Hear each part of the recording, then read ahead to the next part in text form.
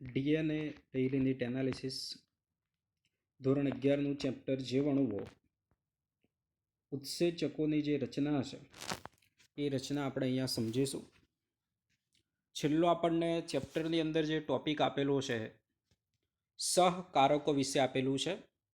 સહકારકો એટલે શું અને એના પ્રકાર કઈ રીતે, તો આપણે સમજવાનો પ્રયત્ન કરીશું. ઉત્સેચકોની આપણે વાત કરીએ તો એક ઉત્સેચકો હોય છે સામાન્ય ઉત્સેચકો અને બીજા ઉત્સેચકો હોય છે જટિલ ઉત્સેચકો. સામાન્ય જે ઉત્સેચકો આવેલા છે તો એ સામાન્ય ઉત્સેચકો ફક્ત બનેલા હોય છે પ્રોટીનના બને, એના સિવાય એની અંદર બીજું કંઈ પણ આવેલું હોતું નથી, માત્ર એ બનેલા હોય છે પ્રોટીનના. તો એ એક અથવા તો એનાથી વધારે પોલીપેપ્ટાઇડની જે શૃંખલાઓ છે એનાથી એ બનેલું હોય છે.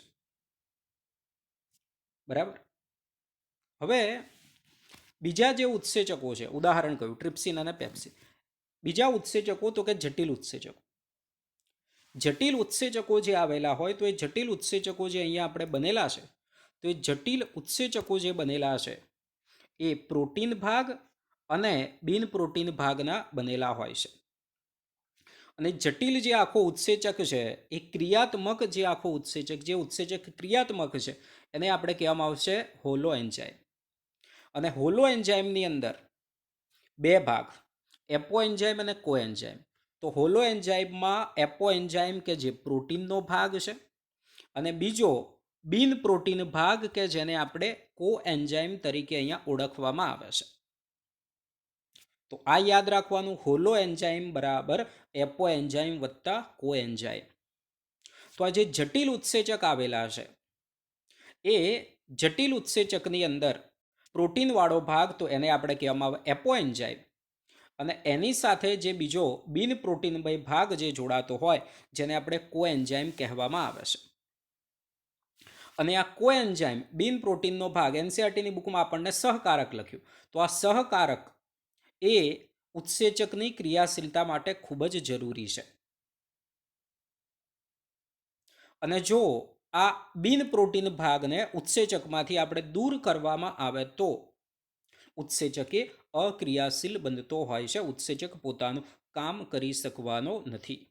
તો આ બાબત આપણે યાદ રાખવાની. તો દરેક વિદ્યાર્થી મિત્રોને ખબર પડી ગઈ, હોલો એન્ઝાઇમ બરાબર એપો એન્ઝાઇમ વત્તા કો એન્ઝાઇમ. પ્રોટીનનો ભાગ કે જે એપો એન્ઝાઇમ અને એની સાથે જોડાયેલો જે બીજો બિન પ્રોટીન જે ભાગ છે જેને આપણે કો એન્ઝાઇમ તરીકે અહીંયા ઓળખીએ છીએ. તો અહીંયા ઉત્સેચકની અંદર આપણે કહ્યું સામાન્ય ઉત્સેચક એક આવેલો છે અને બીજા ઉત્સેચકની વાત કરીએ આપણે જટિલ ઉત્સેચકની. અહીંયા આપણે વાત પ્રોટીનનો બનેલો ભાગ તો એપો એન્ઝાઇમ અને બિન પ્રોટીન ભાગ તો આપણે કો એન્ઝાઇમ કહ્યું. અને જે અહીંયા બિન પ્રોટીનનો જે ભાગ કો એન્ઝાઇમ આવેલો હોય તો એની અંદર પહેલું એક આવેલું છે પ્રોસ્થેટિક સમૂહ. પહેલું શું છે? પ્રોસ્થેટિક સમૂહ. અને એમસીક્યુ માટે અહીંયા આપણે યાદ રાખવાનું છે કે જે પ્રોસ્થેટિક સમૂહ જે આવેલું હોય છે એ એપો એન્ઝાઇમ સાથે પ્રબળ બંધથી જોડાયેલું હોય છે. કયા બંધથી? પ્રબળ બંધથી. આ એમસીક્યુમાં નીટની પરીક્ષાની અંદર આપણને પૂછાય. તો એપો એન્ઝાઇમ સાથે જે પ્રબળ બંધથી જોડાયેલા જે કાર્બનિક રસાયણો હોય એ કાર્બનિક રસાયણોને આપણે પ્રોસ્થેટિક સમૂહ કહેવામાં આવે છે. એને એક ઉદાહરણ છે હિમભાગ. શું છે? હિમભાગ.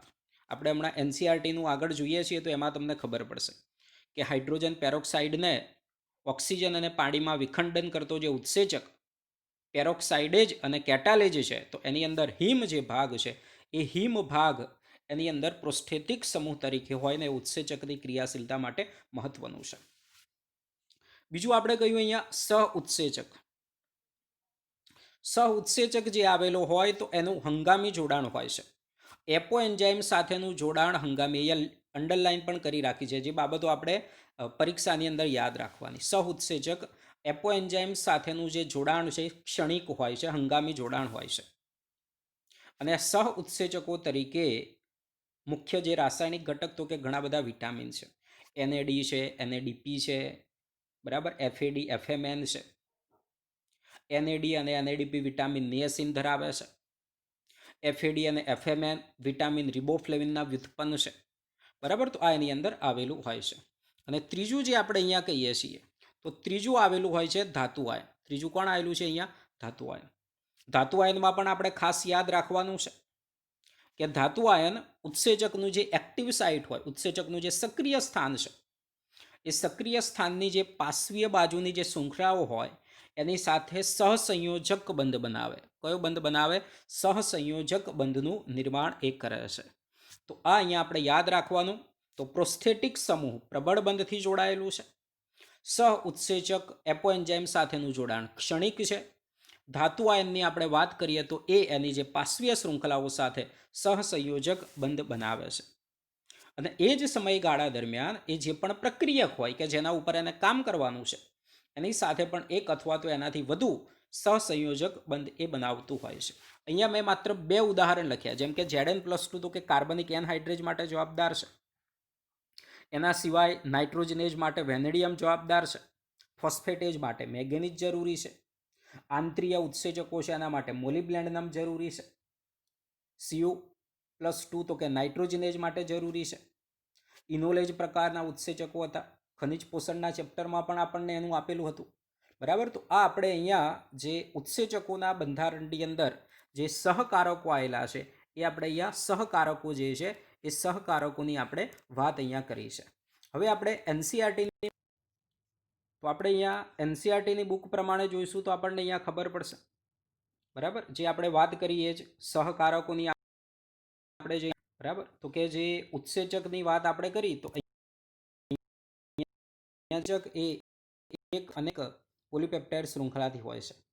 છતાં પણ કેટલીક પરિસ્થિતિમાં બિનપ્રોટીક ઘટક સહકારક એને જરૂરી હોય છે. અને સહકારક જે આવેલો હોય બરાબર અને ઉત્સેચક સાથે જોડાઈને સક્રિય બનાવે.